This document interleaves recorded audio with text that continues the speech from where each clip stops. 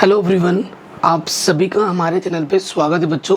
आज के इस वीडियो में हम क्लास 10th की जो विज्ञान है, साइंस है, उसके 30 मोस्ट इंपॉर्टेंट क्वेश्चन बताऊंगा जो बोर्ड एग्जाम में बार बार रिपीट होते हैं और यहाँ से क्वेश्चन ज़्यादा रिपीट करके पूछे जाते हैं। तो इन 30 क्वेश्चन को तो रट लेना है, ठीक है। तो वीडियो को कर दो लाइक, क्योंकि बाद में भूल जाते हो। तो सबसे पहले क्वेश्चन पे आ जाते हैं, ठीक है। सबसे पहला जो प्रश्न आपके आंखों के सामने आ रखा है, क्या बोल रहे हैं? परमाणु क्रमांक 20 वाला तत्व आवर्त सारणी में कहाँ रखा जाएगा, ठीक है। आवर्त सारणी में इसको कहाँ पे रखा जाएगा ये हमें बताना है। तो देखिए, अगर इसका आवर्त सारणी की अगर बात की जाए तो इसका परमाणु क्रमांक क्या होता है ना, वो हमें तोड़ना पड़ेगा। पहले कक्षा में आते हैं 2, ठीक है। दूसरे में आते हैं 8, तीसरे में आते हैं फिर 18, ठीक है। 18 नहीं आते तो हमें 8 रखना पड़ेगा। 8 कितने हो गया? 2 8 10 और 8 18, बचे कितने? 2।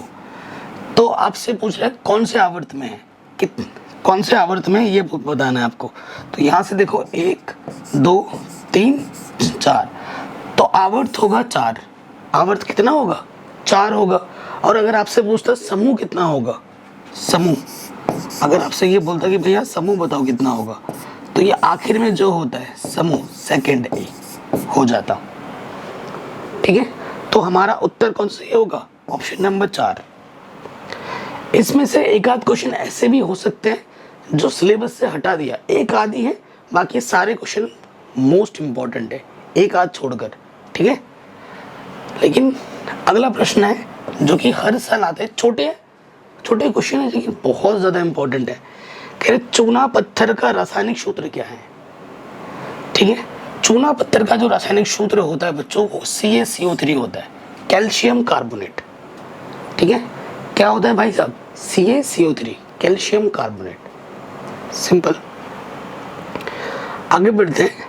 कह रहे हैं बायोगैस, जिसे हम जैव गैस भी कहते हैं, इसका मुख्य अवयव क्या है? बायोगैस जो घर पे हमारा ईंधन है ना, गैस सिलेंडर वगैरह जो होता है, उसका सबसे प्रमुख मेन अवयव क्या है? कार्बन डाइऑक्साइड है, गलत। अमोनिया है, गलत।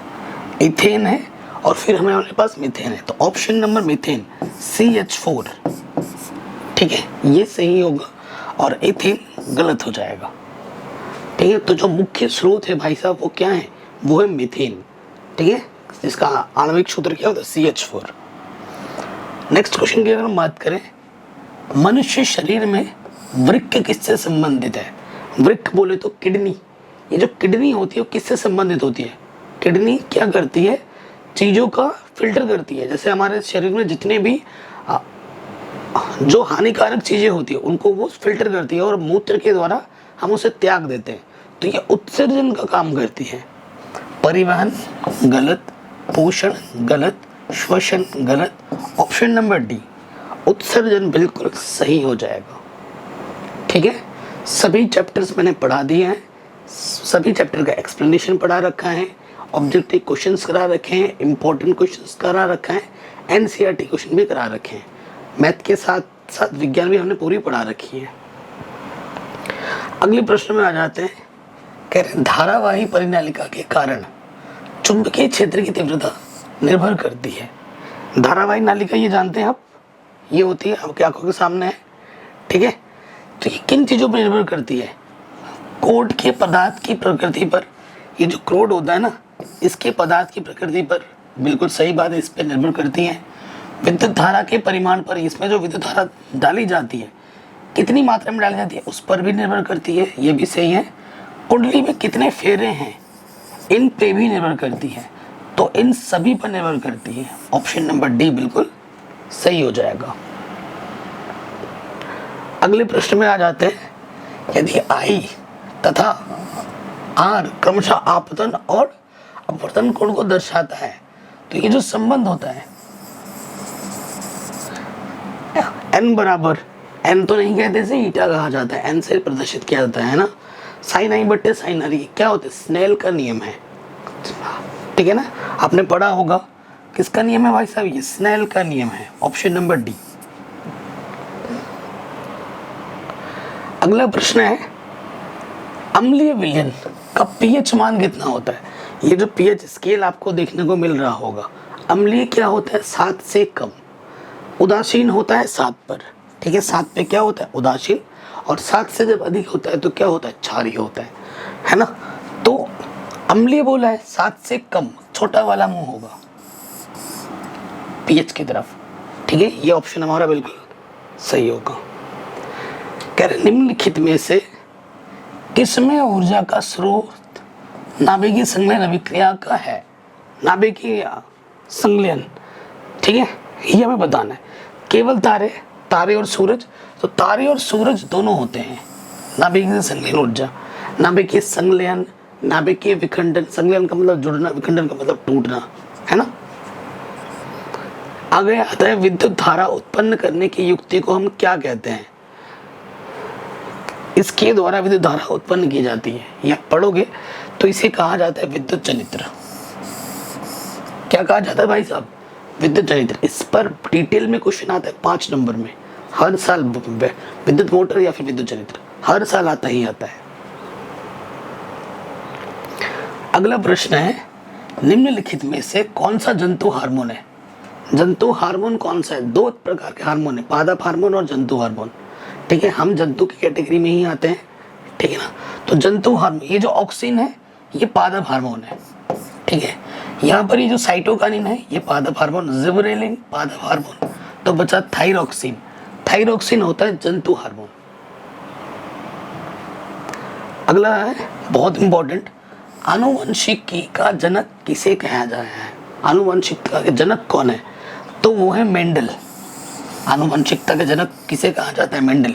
इन्होंने मटर के पौधों पर एक्सपेरिमेंट किया था, ठीक है। आगे बढ़ते हैं, ये है हमारे भाई साहब मेंडल जी, ठीक है। इनका बड़ा योगदान है हमारे जीवन में, हमारे साइंस की दुनिया में। फिर बात करते हैं, ये लेडी आप दिख रही होंगी, कुछ पढ़ रही है मोबाइल में, लेकिन मोबाइल पास नहीं दूर रखा हुआ है, तो इनको कैसा दोष है वो आपको बताना है, ठीक है। एक व्यक्ति को आराम से सुस्पष्ट पढ़ने के लिए पठन सामग्री को 25 सेंटीमीटर से काफी अधिक दूरी पर रखना पड़ता है। वह पीड़ित किस बीमारी से है ये आपको बताना है। देखो ये दूर रखा है, मतलब मोबाइल फोन को वो दूर रख रही है, ठीक है। मतलब दूर का वो देख पाती है लेकिन पास का नहीं देख पाती, उल्टा होता है इसका नाम, ठीक है। तो ये कौन इस प्रकार के दोष को क्या कहते हैं, दूर दृष्टि दोष, कि भाई दूर का देख पा रहे हो लेकिन पास का नहीं देख पा रहे, तो दूर दृष्टि दोष, नाम काम का उल्टा। तो ये दीर्घ, दूर या दीर्घ बात एक ही है। एक उत्तल लेंस की फोकस दूरी 50 सेंटीमीटर है, इसकी क्षमता क्या होगी। जो क्षमता का सूत्र होता है ना P बराबर, वो होता सेंटीमीटर में दे रखा है, तो 100/F होता है। उत्तल लेंस की फोकस दूरी धनात्मक होती है, तो F का मान दे रखा है 50, 100/50, 50 दूनी 100, तो क्या हो जाएगा 2 diopter. Option number B 2 diopter. Guys आजकल जो मैं पढ़ा रहा हूँ ना, तो मेरे को डर भी लगता है कि मैं चक्कर खा के गिर ना जाऊँ, ठीक है। हालत अचानक से पता नहीं क्रिटिकल सिचुएशन हो रखी है, एंड बहुत ध्यान रखना पड़ रहा है। परसों मेरी तबीयत फिर से बहुत ज़्यादा ख़राब हो गई थी, बहुत ही ज़्यादा। तो बस आपकी ब्लेसिंग मुझे चाहिए है। आजकल जो सिचुएशन है बहुत क्रिटिकल बनी हुई है मेरे साथ, हमेशा डर डर सा फील होता है। ये जो हमें हार्ट बीट है ना, वो बढ़ती रहती है और बहुत ज़्यादा उसे पंप करती हैं। मैंने सारे टेस्ट करा रखे हैं, ठीक है। हार्ट से रिलेटेड जितने भी टेस्ट हैं, ECG वगैरह, बहुत सारे टेस्ट करा रखे हैं, वो रिपोर्ट्स नॉर्मल है। सारा जो डॉक्टर बोल रहे हैं वो उस टेस्ट को लिए बोल रहे हैं। बाकी मैंने जो जंक फूड खाना है वो बिल्कुल अवॉइड कर दिया है, और जो चिकन मटन फिश वगैरह होता है, नॉनवेज बिल्कुल नहीं खा रहा हूँ। सिंपल सादा खाना खा रहा हूँ, एकदम नाम मात्र तेल होता है, थोड़ा बहुत तेल के बिना तो खाना बनता ही नहीं है। मोस्ट मैं खिचड़ी खा रहा हूँ आजकल, पता है, सादा खाना खा रहा हूँ। मेरा वेट पिछले 20 दिन में 7 से 8 किलो कम हो चुका है, एंड लेकिन मैं फिर भी मेहनत करता हूँ। कभी कभी जो मैं वीडियोस डिजिटल बोर्ड वाले नहीं बना पा रहा हूँ, इसका एकमात्र डर लगता है कि मैं कहीं गिर ना जाऊँ चक्कर खा के। उस दिन बैठे बैठे वीडियो बनाते चक्कर आ गए, तो सोचो खड़े मेरे को डर लगता है, और मैं पकड़ के रख लेता हूँ डिजिटल बोर्ड जब मैं पढ़ा रहा हूँ, ताकि मैं गिर ना जाऊँ, ठीक है। अगला प्रश्न है बहुत इंपॉर्टेंट है, बोल भी रहा हूँ ना, ये जो हार्ट बीट है बहुत पंप करता है, क्योंकि डिजिटल मोड में ना बढ़ाने के लिए चल फिर के थोड़ा एफर्ट लगा के बोलना ही पड़ता है, इसी वजह से। कह रहे रासायनिक अभिक्रिया जो दिख रही है ये Na2SO4 प्लस BaSO4, देखो ये अभिक्रिया है, ठीक है, ये अभिक्रिया है। तो वो हमें क्या दे रही है, 2NaCl दे रही है प्लस BaSO4 दे रही है। ये जो BaSO4 है ना, ये एक अवक्षेप होता है, ठीक है, ये अवक्षेपण अभिक्रिया का एक उदाहरण दे सकते हैं इसमें आप। ये अवक्षेप है ये, ठीक है। तो इसमें बोलो सफेद अवक्षेप होगा, तो इसमें सफेद अवक्षेप आपका BaSO4 है, ठीक है। और ये द्विविस्थापन अभिक्रिया का भी उदाहरण है, अवक्षेपण अभिक्रिया का भी उदाहरण है। तो बहुत ही शानदार क्वेश्चन है ये। ऑप्शन नंबर ये हो जाएगा BaSO4 का। एसिटिक अम्ल का रासायनिक सूत्र क्या होता है? एसिटिक अम्ल का रासायनिक सूत्र होता है CH3COH। रट लीजिए, बहुत बार पूछा गया बोर्ड एग्जाम में, ठीक है। आगे बढ़ते हैं। अवटु ग्रंथि, अवटु ग्रंथि से क्या कौन सा हार्मोन निकलता है ये बताना है। ये देख रहे हैं ना, ये थायराइड ग्लैंड होता है, तो यहां से जो निकलता है वो थायरोक्सिन निकलता है, ठीक है। कह रहे निम्नलिखित में से कौन सा पद विद्युत परिपथ में विद्युत शक्ति को निरूपित करता है? विद्युत शक्ति, ठीक है, शक्ति बराबर P, पावर P बराबर I²R, ये सूत्र है, इसको निरूपित करता है, ये फॉर्मूला है। ये गलत है, ये गलत है, ये सारे गलत है। ये चैप्टर मैंने ऑलरेडी सब पढ़ा रखे हैं, वन शॉट आप जाके जरूर देखिएगा। अगला प्रश्न है, हमसे बोला गया विद्युत परिपथ में प्रतिरोधक को निरूपित करने के लिए प्रयुक्त किया जाने वाला प्रतीक कौन सा है? तो प्रतिरोधक को हम इस चिन्ह से निरूपित करते हैं, ऐसा जाता है यही है, ठीक है। ये हमारे कुंजी का चिन्ह है, ये सेल का चिन्ह है, सॉरी सेल नहीं, ये सेल का चिन्ह है, ठीक है। अगला प्रश्न है, किसी पारिस्थितिक तंत्र में जो जीव उत्पादक द्वारा उत्पादित भोजन पर प्रत्यक्ष अथवा परोक्ष रूप से निर्भर रहते हैं वो क्या कहलाते हैं? वो कहलाते हैं उपभोक्ता। जैसे कि हम मनुष्य, हम दूसरों पर निर्भर हैं, धान गेहूं अनाजों पर निर्भर हैं, हम खुद से वो उत्पन्न नहीं करते। आप बोलोगे सर मेरा खेत है, मैं जाके खोदता हूँ, जोतता हूँ, फिर लगाता हूँ, फिर काटता हूँ, फिर खाता हूँ। नहीं भाई, वो पौधा अपना बनता है, पौधा खुद से तैयार होता है। ऐसे ऐसी जगह भी है जहाँ पर तुम धान गेहूँ या बाकी जो अपने आप उगते हुए देखोगे, ठीक है। तो हम उन पर निर्भर हैं, ठीक। हम फिर क्या हो गए, हम उनको उपभोग करने वाले हुए, तो हम क्या हो गए, उपभोक्ता। तो जितने भी पेड़ पौधे होते हैं वो सजीव, मतलब सजीव बोलो, एक होता है परपोषी, एक होता है स्वपोषी। तो वो स्वपोषी होते हैं, हम जो है वो है परपोषी। लसिका मनुष्य के किस तंत्र से संबंधित भाग है, ये आपको बताना है, ठीक है। ये जो लसिका देख रहे हैं आप, किससे संबंधित भाग है, ठीक है। तो ये है परिवहन से संबंधित, ठीक है। परिवहन से, यहाँ ब्लड वगैरह क्या होता है, पास होता है इससे।